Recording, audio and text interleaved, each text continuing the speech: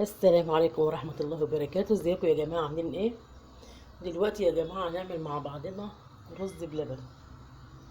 ادي المكونات اهي يا جماعة: كوباية رز مغسولة ومنقوعة ومصفية كويس، ودي معلقتين قشطة كبار، وده شوية لبن عشان نقلب فيهم النشا، وده 3 معالق نشا، وده السكر على حسب الرغبة، وظرفين فانيليا، وفي ظرف كريم شانتيه لو هو يعني مش ضروري بس ممكن نحط منه يعني. وحطينا هنا في الحلة على النار كوبايتين مية، وهنا اللبن سايبينه يغلي. لبن بقري يا جماعة، شوفوا وشه عامل ازاي، ما شاء الله. هنحط بقى الرز في المية اللي على النار ديت عشان يستوي كويس. اهو يا جماعة الرز شفتوا عمل ازاي، ما شاء الله استوى اهو. اهو يا حبايبي، انزل فوقه بقى بايه؟ باللبن. نزلت فوقه يا حبايبي باللبن اهو. اهو بسم الله ما شاء الله اهو. بسم الله الرحمن الرحيم، ما شاء الله تبارك الرحمن، بسم الله ما شاء الله لا قوة الا بالله. اهو يا جماعة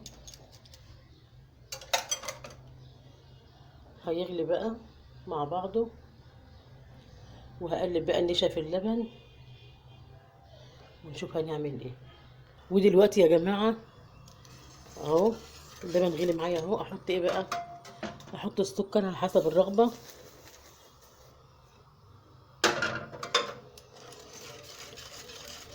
بسم الله الرحمن الرحيم، بسم الله.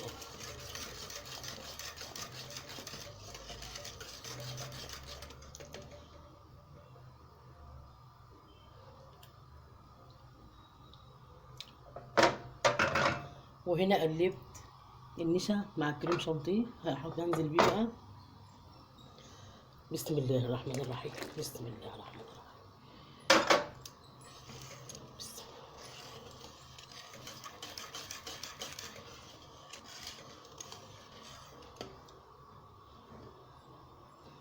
الله. اهدي النار بقى شوية. بسم الله الرحمن الرحيم.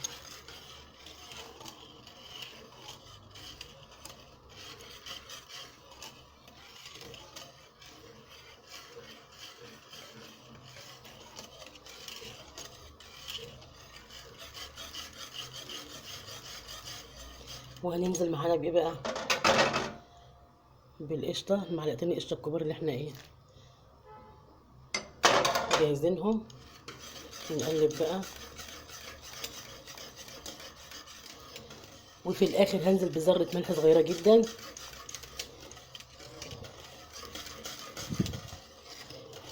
الحلويات احط لها ذرة ملح صغير.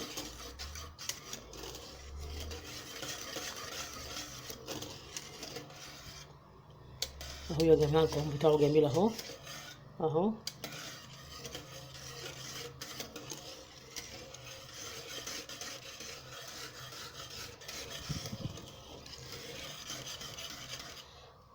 احط ذرة ملح بقى واصبه في الاطباق واشوف هنعمل ايه.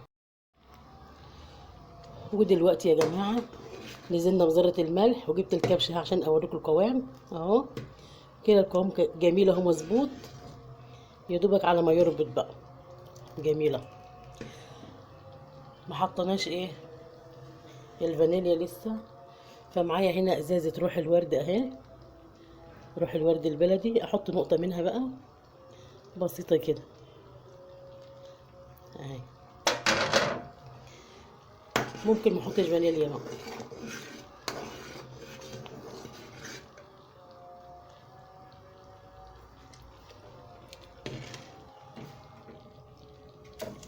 نحط برضو الفانيليا اهو. ونصب بقى في الاطباق. وهحط برضو في الطواجن كده برضو عشان احطه في الفرن، وهوريكم هعمل ايه. ودلوقتي يا جماعة صبيت الطواجن اهو عشان احطها في الفرن. حطيت على كل واحد معلقة قشطة حلوة كده وهو سخن عشان تسيح عليه اهوت. ونشوف هنعمل مع بعض ايه. ايه رأيكم يا جماعة؟ ادي الطواجن بعد ما طلعت من الفرن اهي، طواجن الرز بلبن. ايه رأيكم؟ يا رب تعجبكم. ادي الطواجن والاطباق بتاع الرز بلبن يا جماعة. ايه رأيكم؟ يا رب تعجبكم.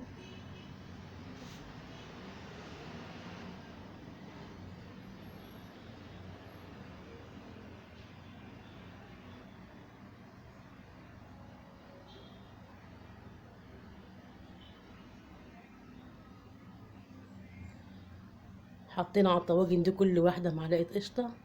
كل طاجن بعد ما صبينا فيه الرز بلبن حطينا في كل طاجن هو سخن معلقة قشطة عشان تعمل الوش الجميل ده.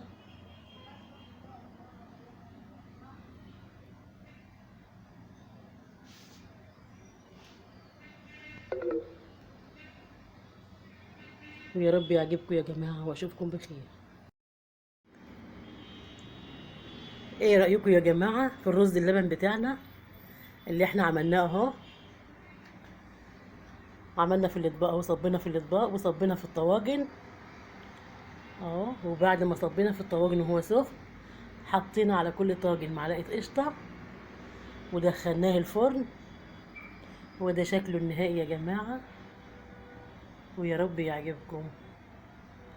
والمكسرات لسه هنحطها بقى بعد ما يبرد على الاطباق اللي هي من غير ايه، اللي هي مش في الفرن دي. ويا رب يعجبكم يا جماعة واشوف وشكم بخير ومع الف سلامة.